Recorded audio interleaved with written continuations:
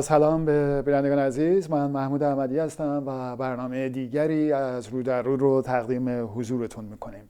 30 سال از جنایات رژیم اسلامی در دهه 60 گذشت، جنایاتی که به عنوان یکی از بزرگترین جنایات دوران حاضر در تاریخ ننگین رژیم اسلامی ثبت شده است.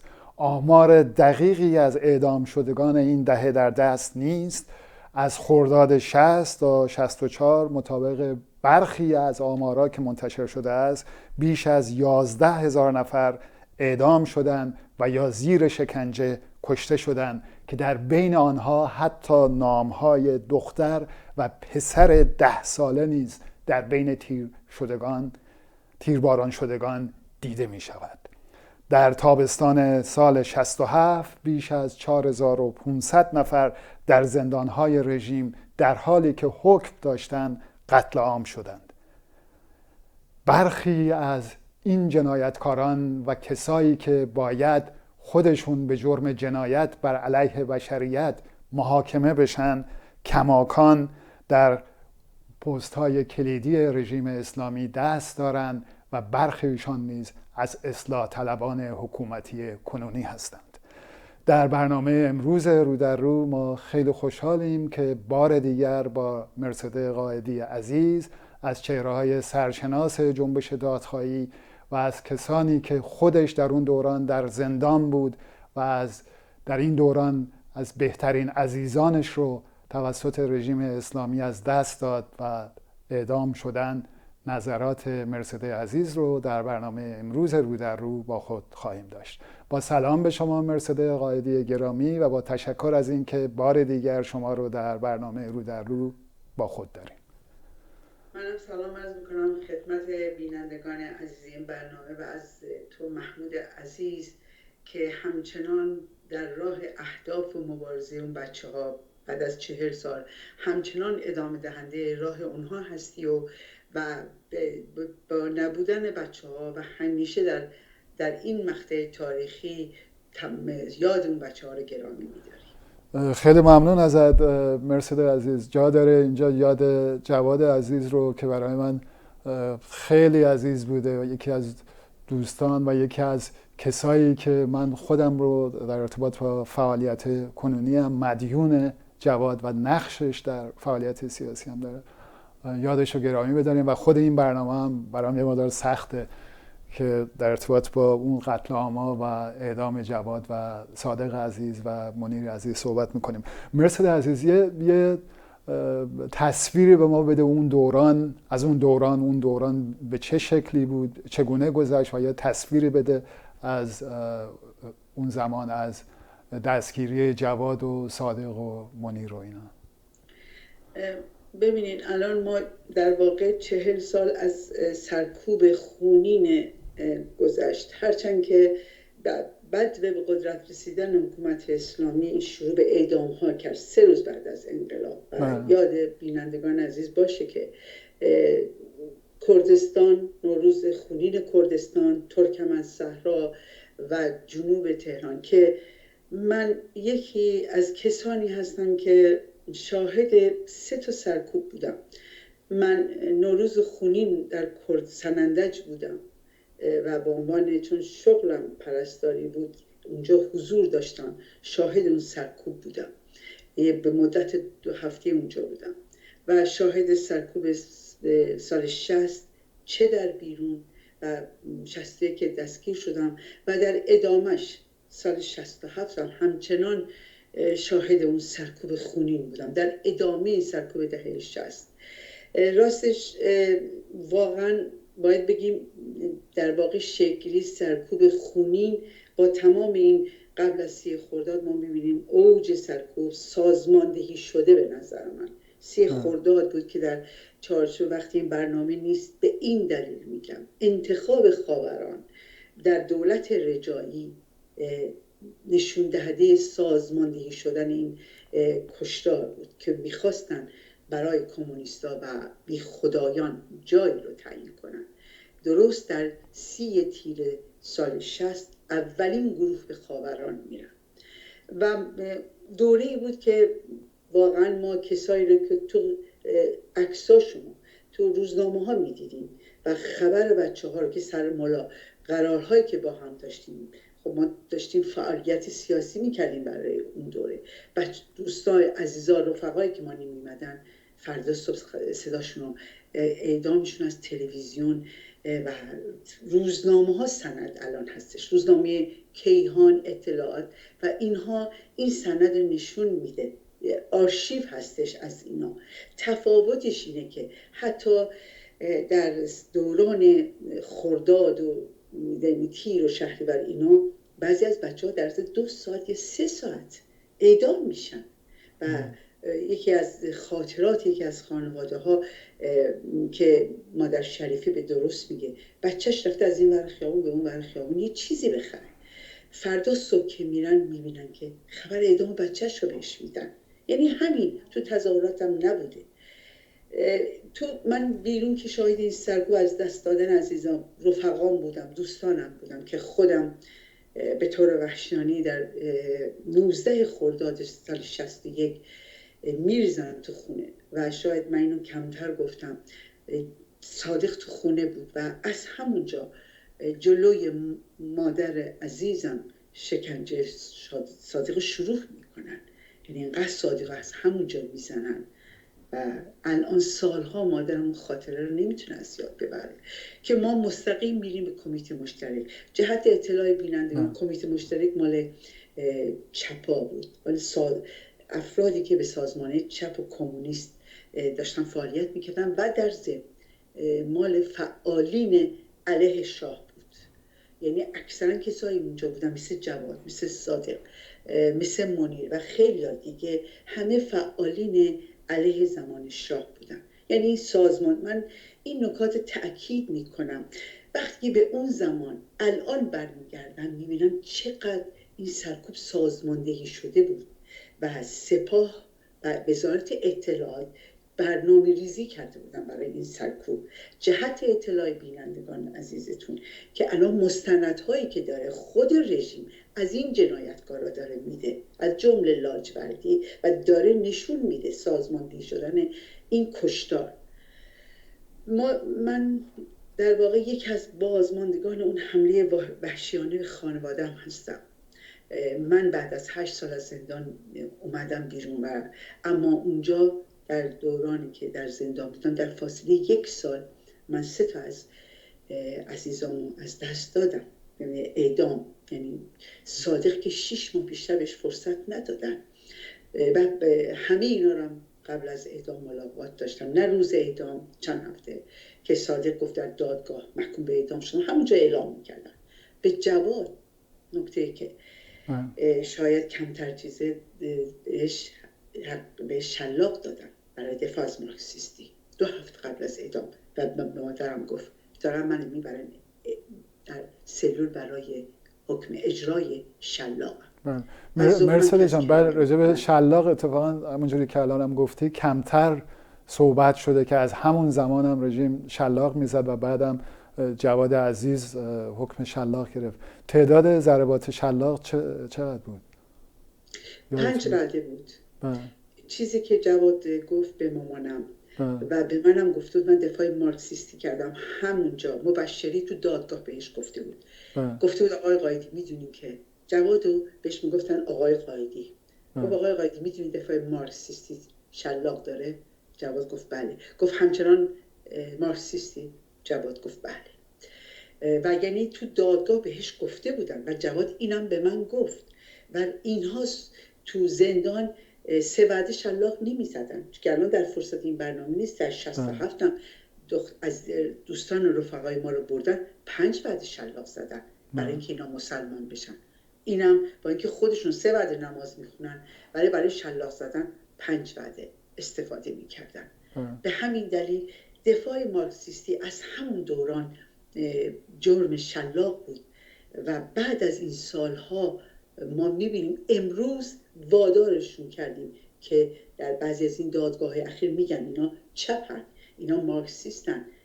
ما جنگیدیم برای ما هزار نفر عزیزامون از دست دادیم که در واقع اینها این روزا وقتی که من دارم به اون دوران نگاه میکنم مقاومت اون دوران بود، ایستادگی اون دوران بود و هر روز دارم با این بچه ها زندگی میکنم و اون وقت شاید متوجه نمیشدم که این مقاومت چه تأثیری داشته، این ایستادگی از دفاع آرمانهای انسانیشون چه معنایی داشته.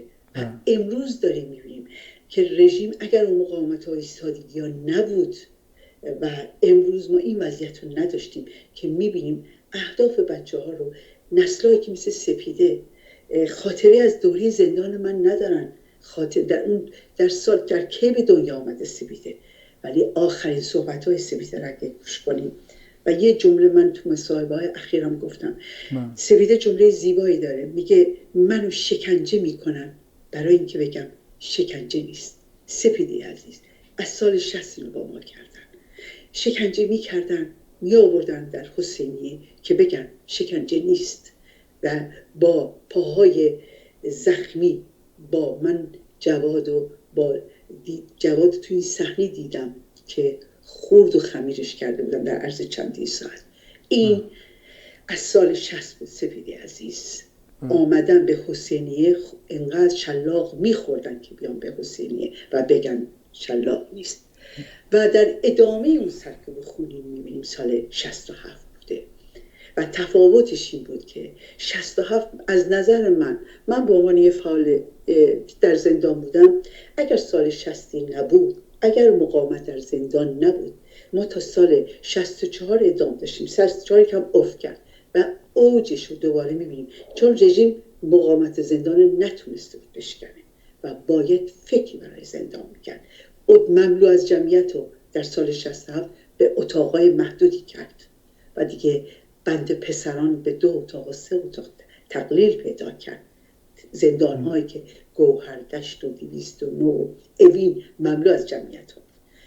و من تمام اون دوران در سال 60-61 خود من به خصوص در مرداد ماه، در مرداد سال 62 ما تمام دوشنبه ها و چهارشنبه ها اعدام داشتیم که یکی از این روزها ظهره من 22 مرداد سال 62 رفت.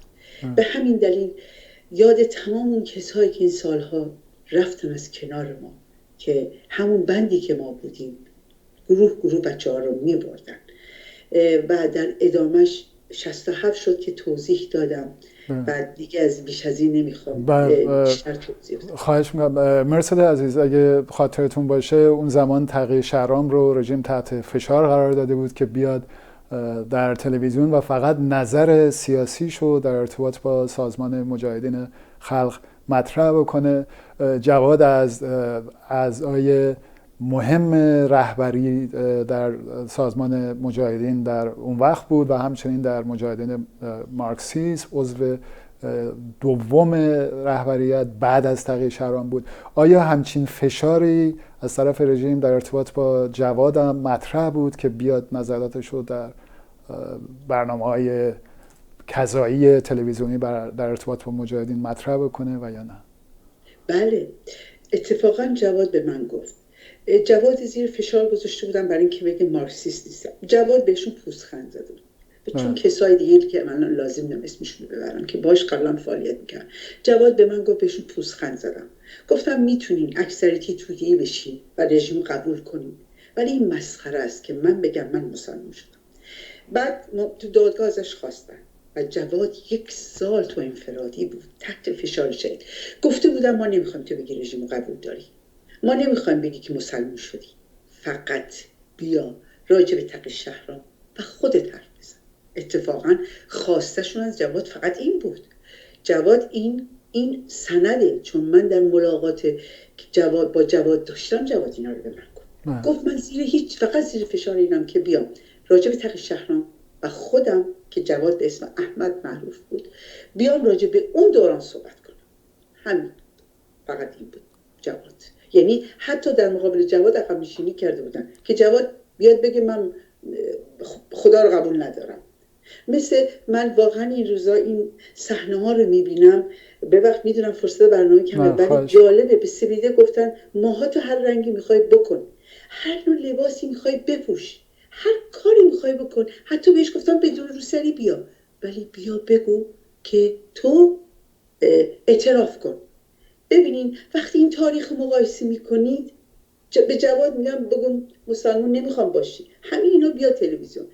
امروز میبینیم سپیده عزیز و نازنین ما رو، همین آخرین ویدیوهایی که فرستاد درست داره همین رو بهش میگن، موهاتو رنگ کن، بیروسری بیا، همین اینا رو رژیم عقب فقط بیا، چون براش مهم بود. من یه نکته از لاجوردی بگم. لاجوردی میگفت ببین لهتون میکنم، فقط بیاین بگین سازمانتون قبول نداره، این برام مهمه. من میخوام یک روزی در دنیا اعلام کنم که شما اینی. و لاجوردی شکست خورد و نتونست هرچند تعدادی زیادی با شلاقای بیش از 1000 تا، من خاطراتی دارم با 1000 تا شلاق بچه ها رو آورد تو حسینیه اوین، واقعا بالای 1000 تا، یعنی میکشیدن اینا رو می آوردن. ولی امروز که داریم بینیم لاجوردی و لاجوردیان شکست خوردن، واقعا نتونستن. خب سال بعدی که مطرح است، ما الان رئیسی، کسی که جزو کمیته مرگ، جزو کمیته اعدام و کشتار بوده، الان رئیس قوه قضاییه است و اخیراً هم دستور عملی صادر کرده با هدف رعایت اصول کرامت انسانی و تلاش در راه گسترش عدل و آزادی‌های مشروع، علنی بودن محاکمات، قانونی بودن جرم و مجازات، منع شکنجه. شما وقتی این دستورالعمل رئیسی رو میبینین و بعد همین که جایگاهش هم به عنوان رئیس قوه قضاییه، نظرتون راجع به این مسئله چیه و چه احساسی بهتون دست میده؟ واقعا برای من اصلا روزی که این انتخاب شد، همینطور تو صحبت اولتون خودتون گفتید الان تمام سرکوبگران دهه 60 قدرتن. این واقعا یه جوک سیاسی که رئیسی. من قبل از اینکه توضیح بدم، من میخوام یه چیزی رو طبق ببینین اعترافاتی که الان خودشون دارن میکنن، بعدا میرسن که جنبش دادخواهی وادارشون کرده. ببینین خود اینها گفتن، خود به اصطلاح کسانی که در عرض الان 2 سال اخیر، کسانی که در اون فلاحیان رازانی، ببینین یک گروه 20 نفره‌ای بوده به اسم حقانیه، اینها در قم بودن. میگفت که من واقعا رجوع میدم به صحبت‌های فلاحیان که ازش گرفتن این 2 سال 3 سال اخیر. میگه که ما بعد از اینکه خمینی داره سال 40 میگه 41 میگه خمینی رفت و این، حالا من اینو کوتاه میکنم، میگه یک گروه ما اونجا آموزش میدیدیم. حتی آموزش اینطوری داره میگه که ما آموزش میدیم برای یک حکومت اسلامی آینده، که ازش پرسیدن جمهوری اسلامی، میگه نه اون دوره بحثمون حکومت اسلامی بوده. بعد این گروه دقیقاً داره میگه که برای حکومت اسلامی و قوانین شریعه که خودش اعتقاد داره. بعد جالب اینه که شما وقتی نگاه میکنید پور محمدی 20 سالش بوده، میدونین جزو همین گروه بوده. اینها مهرهایی بودن که اینا رو جابجا میکردن. رئیسی، شما سوابق رئیسی رو، من فقط خیلی واقعا سوابق قوه قضاییه ببینید. رئیسی از 20 سالگی تا به امروز تمام مسئولیت هایی که داشته در مسئله، اگر اسمش البته قوه قضاییه بذاریم تو سیستم جمهوری اسلامی، که مثلا واقعا نمیتونم بگم قوه قضاییه، ولی تمام پستایی که داشته. ببینید این 20 سالش بوده، رفته دادیار دادستانی انقلاب کرج بوده. جهت اطلاع شما، من یه دوره 24 ساعته حتی تو کرج دستگیر شدم و همونجا نمیدونه کمیته ها، چون من شناسایی نشدم، اتفاقی منو گرفته بودن و من تونستم یعنی از دست اینا بیرون اومدم، بعد دستگیر شدم. همونجا وقتی من الان اینو دارم میخونم، این من که اون وقت نمیدونستم، ولی یه سیستم کمیته های حتی کرج داشت. ببینید بعد از قدوسی، بعد از یه مدت اینو چیکار میکنه داستان انقلاب کرج. ما واقعا سرکوب هایی که در کرج داشتیم. جهت اطلاع بینندگان، تو کرج از اون مناطق کارگری بود که خیلی فعالین کارگری داشت، از جمله خود سازمان پیکار در اون زمان خیلی نیروی داشت در اونجا و اونجا یه سرکوب وسیع اتفاق افتاد. بعدش این میارنش دوباره میکنن داستان انقلاب همدان و بعدش لاجوردی یک دوره بعد سرکوب‌های وحشیانی که میکنه بعد از در سال 64 فشاری که میارن، آخه لاجوردی یه دوره ور میدارن که لاجوردی دوباره بر میگرده 67، دوباره لاجوردی رو برای سرکوب خونین دوباره میخوان. همون زمان این معاون سیاسی دادستان انقلاب تهران بوده، بازم دوباره این 64 میشه جانشین دادستان انقلاب. ببینید همینطور من بهتون میگم که بعد میره مأموریت میگیره از طرف خمینی. اینها ببینید این چیزایی که میگم همش حکم هست، سند هست، نه که ما اینها رو ردیف کرده باشیم. اینها اسنادی که خود رژیم الان داره به اصطلاح داره سندسازی میکنه و داره توجیه میکنه برای اینکه ما چرا کشتیم. بعد این مأموریت پیدا میکنه، دوباره میره سمنان، دوباره میره لرستان و کرمانشاه، حتی که تا سال 67 میشه. ببینید پروسه اینو ببینید، از 20 سالگی این تو همین قدرت سرکوب بوده، ادامه پیدا میکنه تا 67 باز این جزء هیئت‌هایی بوده که باز خمینی بهش مأموریت میده که بعد بررسی بکنه رو حکما رو. و جدیداً اینها یاد گرفتن. در این مورد بحثی که جالبی که دارن میکنن، میگن که خمینی ما رو وادار، یعنی حکم داد ما اجرا کردیم. ببینید خود رئیسی کسیه که با قطع دست موافق قبول داره سند صحبت‌های خودش، با تبعیض جنسیتی علنی گفته این باید تبعیض جنسیتی باشه، زنان مردم باید جدا باشن و تک تک اینا رو میگه حکم شریعه قوانین اسلامی باید انجام بدیم و تمام این سرکوبا رو میکنه. و انقدر من در حد برنامه شما نیست، واقعا من بعد از 67 دوباره مأموریتی که پیدا میکنه رسما خمینی میفرسته اینو از 67 تا 68 در واقع بررسی کنه، درست در بهمن ماه 67 که بررسی کنه که حکمایی که اجرا نشده در شهرستان ها. ببینید اینا با این 20 نفر طبق صحبت‌های فلاحیان میگه ما 20 نفر داشتیم، هر جا کم می‌آوردیم اینا رو میفرستادیم. میگه از جنوب گرفته تا شمال هر جا دادستانی کم می آوردیم، برای سرکوب کم می آوردیم، اینا رو میفرستادیم. اینها سند صحبت‌های خودشونه. رازمی هم همینو گفته که ما از این، یعنی اینقدر اینها از نظر به اصطلاح اعتمادی که خمینی و حکومت جنایتکار اسلامی به این آدما داشت که اینا رو انجام میدن. و در مبارزه انتخاباتی که این پارسال رئیسی میخواست به اصطلاح رئیس جمهور بشه، ببینید اسنادی وجود داره که به اصطلاح دارن میان میگن که چرا شما رئیسی رو دارین بزرگ میکنید. طرفدار رئیسی میگن مگه اکبر گنجی پونیس نچسبون؟ مگه روحانی نگفت که چند نفر اعدام ببریم ملأ عام اعدام کنیم مشکل حله؟ و بوجنوردی چی کار کرده؟ اردبیلی خودش متن نماز جمعه چی گفته؟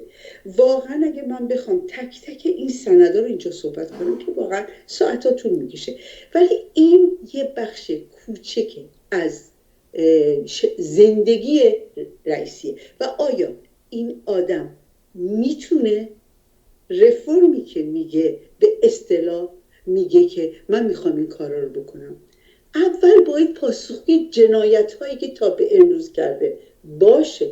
این کسی هستش که ما در دادگاه مردمی ایران ترمینال به جرم جنایت علیه بشر محکومش کردیم، ما سند داریم.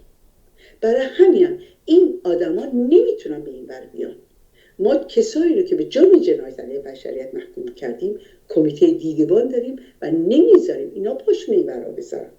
به همین دلیل این پروسه‌ای که من گفتم واقعا رئیسی وقتی اومد از نظر من این بود که بخواد به جنبش مبارزاتی مردم که الان هر روز جریان داره بگه که ببین من یکی دیگه از سرکوبگران اصلیمو که از 20 سالگی در خدمت این جنایت است میارم و میخوام جامعه رو مرعوب کنم.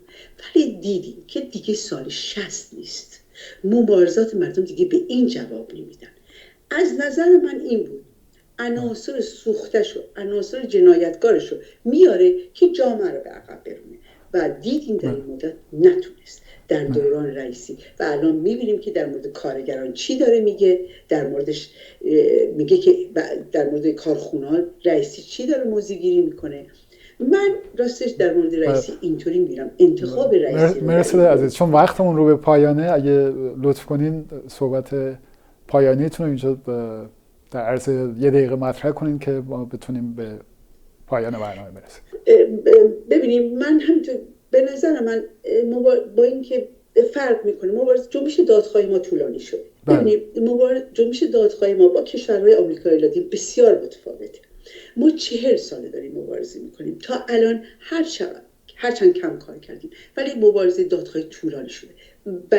اما به نظر من با همین فعالیت‌های هر روزه، با همین سالگردها، با همین کتاب‌ها، با همین دادگاه ایران تریبونال، ما امروز در جایی هستیم که تک تک اینها در قدرت هستن ولی دارن اعتراف میکنن. من تمام این صحبت‌هایی که کردم بر اثر اعترافات اخیر تمام این جنایتکارا هستش. در واقع جنبش دادخواهی وادار به اعترافاتشون کرده که من در فرصت این برنامه نیست جدیداً میخوام بگن ما مجری بودیم، خمینی داد و ما اجرا کردیم که طبق سیستم قضایی به اصطلاح بین‌المللی این بحث غلطه و اینا تک تکشون به جرم جنایت علیه بشریت باید دادگاه بشن. من ما هرگز این جنایت هولناک رو فراموش نخواهیم کرد و تک تک اینها رو در دادگاه‌های مردمی به محاکمه خواهیم کشید. مرسی عزیز، با تشکر بسیار زیاد از شما که به ما وقت دادین و با آرزوی موفقیت براتون، یاد همه جانباختگان آزادی و برابری گرامی باد. با تشکر. بینندگان عزیز، به پایان برنامه امروز میرسیم. من محمود احمدی در کنار کارگردان فنی برنامه رو در رو بابک یزدی براتون شبها و روزهای خوبی رو آرزو داریم. شب و روزتون خوش.